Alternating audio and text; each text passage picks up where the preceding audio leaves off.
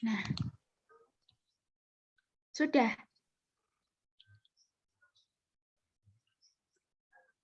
Kita kelompok berapa, guys? Kelompok 7. Loh, iki tak share loh. Iya. Tidak motong nek podo enggak.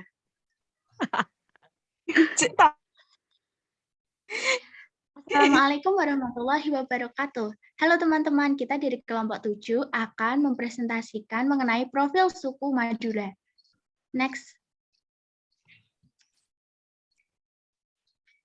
Sebelumnya, kelompok 7 ini beranggotakan saya sendiri, Aninditya, kemudian Takiah Lungit Hanan, Oktavia Safa, Gen Aza, dan Febriana Dwi. Next. Daftar isi yang pertama, terdapat geografi dan administrasi Pulau Madura, kemudian sejarah suku Madura, ketiga sosial budaya suku Madura, 4 agama atau kepercayaan, kelima ciri khas suku Madura. Next. Yang pertama, geografi dan administrasi Pulau Madura.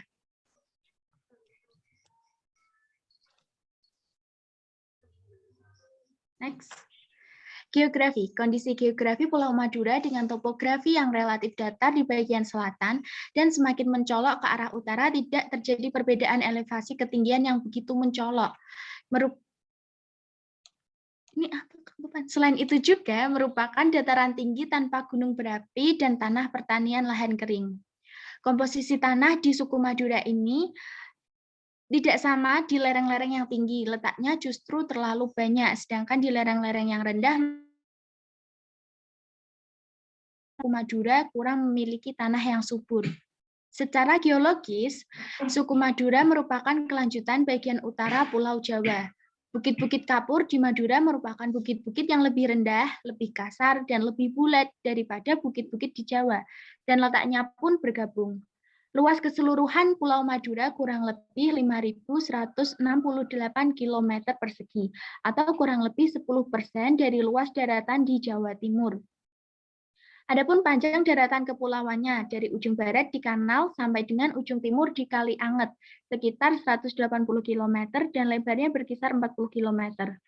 Pulau ini terbagi dalam 4 wilayah kabupaten, dengan luas wilayah untuk Kabupaten Bangkalan 1.144,75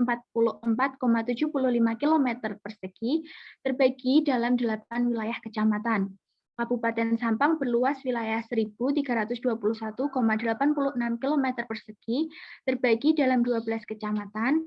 Kabupaten Pamekasan memiliki luas wilayah 844,19 km persegi yang terbagi dalam 13 kecamatan, dan Kabupaten Sumeneb mempunyai luas wilayah 1.857,530 km persegi terbagi dalam 27 kecamatan yang tersebar di wilayah daratan dan kepulauan. Pada gambar kiri ini dapat dilihat ya teman-teman bahwa yang atas kiri itu merupakan kondisi geografis ketinggian suku Madura, dan kalau yang bawah ini perbandingan Pulau Madura di antara pulau lainnya. Kemudian selanjutnya. Sejarah suku Madura. Next. Pulau Madura yang semula bersatu dengan tanah Jawa ini menunjukkan bahwa pada tahun 1365, orang Madura dan orang Jawa merupakan bagian dari komunitas budaya yang sama. Kemudian sekitar tahun 900 sampai 1900 ini berada di bawah pengaruh kekuasaan kerajaan Hindu Jawa Timur seperti Kediri, Singasari, dan Majapahit. Di antara tahun 1500 dan 1624, para kerajaan Islam di Pulau Utara Jawa seperti Demak, Gresik, dan Surabaya. Pada tahun 1624, Madura ditaklukkan oleh Mataram. Sesudah itu, pada paruh pertama abad ke-18, Madura berada di bawah kekuasaan kolonial Belanda. Mulai sekitar tahun 1882, mula-mula oleh VOC, kemudian oleh pemerintah Hindia Belanda. Pada saat itu pembagian provinsi pada tahun 1920, Madura menjadi bagian dari Provinsi Jawa Timur. Sejarah mencatat Arya Wiraraja adalah adipati pertama di Madura, diangkat oleh Raja Kartanegara dari Singosari tanggal 31 Oktober 1269. Pemerintahan berpusat di Batu Putih Sumeneb merupakan keraton pertama di Madura. Pengangkatan Arya Wiraraja sebagai Adipati Satu Madura pada waktu itu diduga berlangsung dengan upacara kebesaran Kerajaan Singosari yang dibawa ke Madura. Di Batu Putih yang kini menjadi sebuah kecamatan kurang lebih 18 km dari kota Sumeneb. Terdapat peninggalan-peninggalan Keraton Batu Putih antara lain berupa tarian rakyat, tari gambuh, dan tari satria. Next. Sosial budaya. Selanjutnya.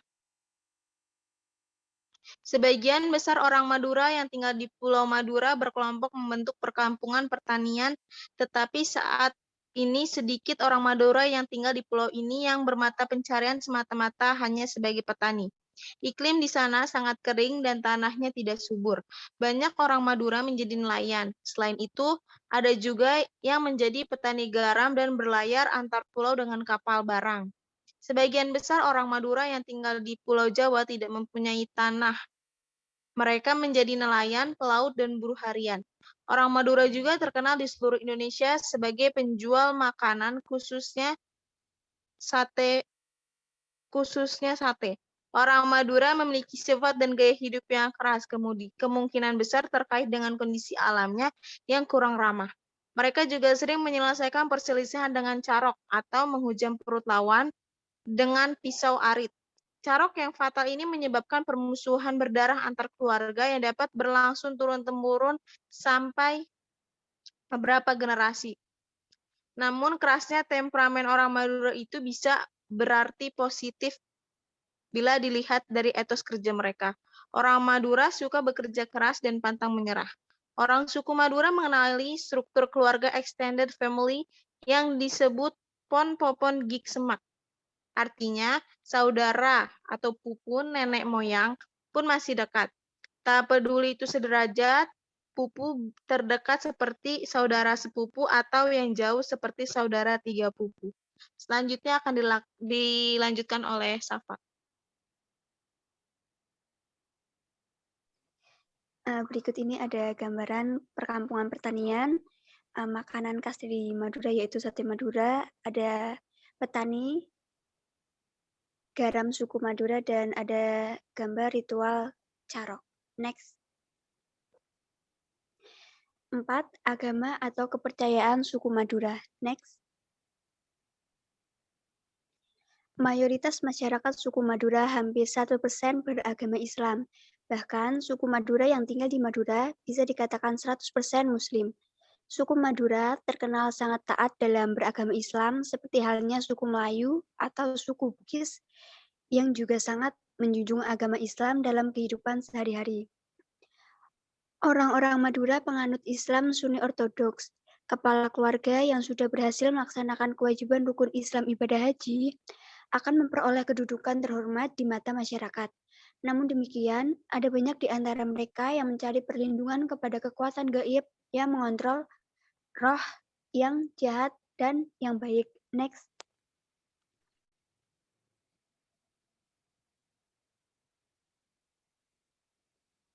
Ciri khas suku Madura. Next. Ciri sosial. Masyarakat Madura sebagian bermata pencarian sebagai nelayan, karena Pulau Madura terkenal dengan lautan dan juga pulau garam. Tidak hanya sebagai nelayan, saat ini masyarakat Madura juga bekerja sebagai petani. Mereka mengolah sawah dan juga berkebun, menanam dan memanen hasil sawah atau kebun, kemudian dijual belikan di pasar. Ada juga yang berprofesi sebagai peternak binatang. Mereka membudidayakan hewan ternak, kemudian menjualnya di pasar. Secara umum, memang saat ini profesi suku Madura sangat beragam, namun masih didominasi oleh nelayan dan juga petani. Ada perbedaan antara Madura Timur, Sumeneb, dan Pamekasan dengan Madura Barat. Sampang, dan Bangkalan. Orang Madura Timur dikenal lebih halus baik dari sikap bahasa dan tata krama daripada orang Madura Barat. Orang Madura Barat lebih banyak merantau daripada Madura Timur. Hal ini disebabkan Madura Barat lebih gersang daripada Madura Timur yang dikenal lebih subur. Next, mungkin bisa dilanjutkan oleh teman saya. Benar masih adzan.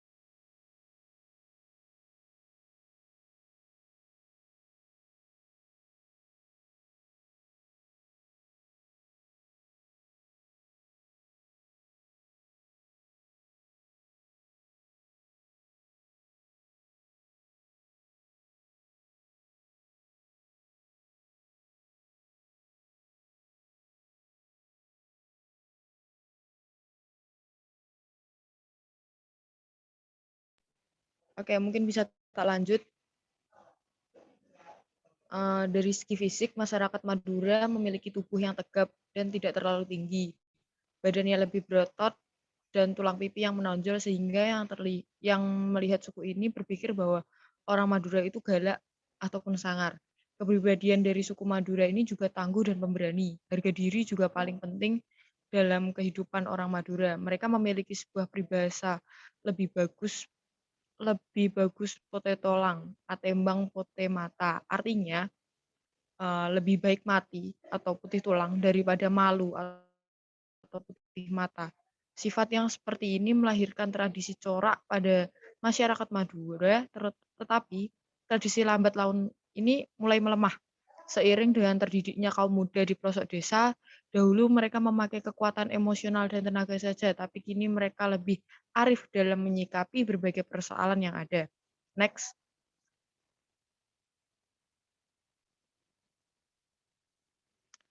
Bahasa suku Madura. Suku Madura menggunakan bahasa Madura dalam berkomunikasi sehari-hari.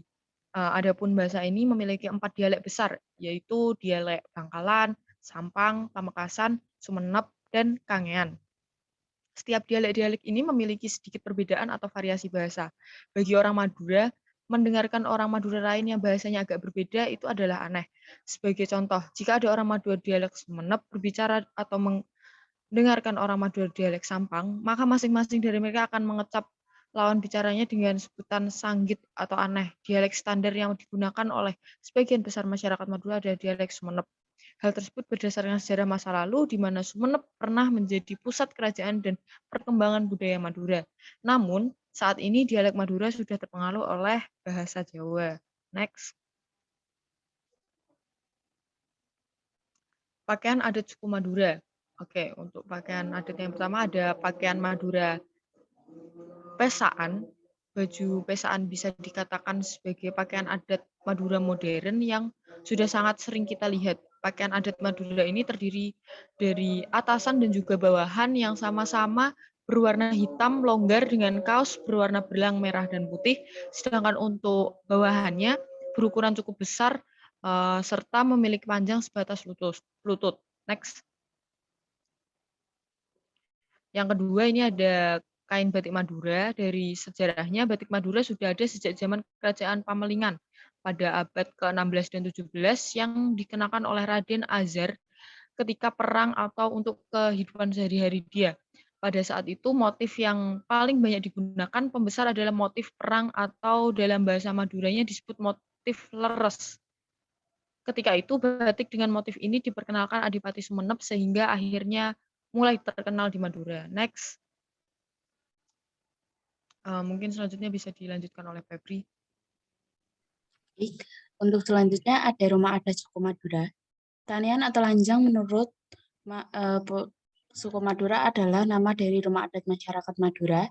Rumah ini memiliki struktur bangunan dengan pola yang memanjang ke kanan sampai ke kiri, atau bisa juga sebaliknya. Sejarah adanya rumah adat tanian lanjang adalah diawali dengan membuat sebuah rumah induk yang dikenal dengan istilah tonghung. Nah, tonghung sendiri sebenarnya merupakan rumah leluhur atau yang dituakan dalam sebuah keluarga. Ini rumah adat dari suku Madura. Kemudian ada senjata khas suku Madura. Senjata khas suku Madura yang pertama ada celurit. Celurit sendiri merupakan senjata tradisional masyarakat Madura yang memiliki sejarah. Bentuknya melengkung dan di bagian berbentuk runcing dengan pegangan tangan yang berukuran 20 cm. Pada masa lampau, celurit ini digunakan untuk para tokoh masyarakat dalam pemberontakan melawan Belanda. Yang kedua ada keris. Keris sendiri merupakan senjata khas Madura yang digunakan untuk berburu dan melindungi diri pada zaman dahulu. Namun, pada era modern sekarang, keris biasanya digunakan untuk acara keraton dan juga untuk acara pernikahan yang dipakai oleh pengantin pria. Ujung keris adalah senjata tikam yang runcing di bagian ujungnya dengan mata pisau di kedua sisinya. Kemudian ada budaya khas suku Madura. Untuk yang pertama ada tarian adat suku Madura, yakni tari betut. Tari betut merupakan sebuah tarian yang terilhami dari tarian kelana atau tarian ngremo. Tarian tersebut memiliki gerakan yang dinamis dengan giring-giring yang digunakan pada kaki penarinya untuk lebih menyamarkan dan memeriahkan suasana. Tarian daerah Madura tersebut juga dimainkan secara massal dan membawa betut. Betut tersebut akan menghasilkan suara keras yang menggelegar. Biasanya remaja putra dan putri akan mementaskan tarian ini dalam pembukaan acara kerapan sapi yang ada di daerah Madura. Kemudian ada topeng getak. Pada mulanya, tarian daerah Madura ini tidak bisa dipisahkan dengan pertunjukan kesenian sandur atau lundruk sandur. Selain itu, tarian topeng getak juga dulunya disebut sebagai tarian kolonal.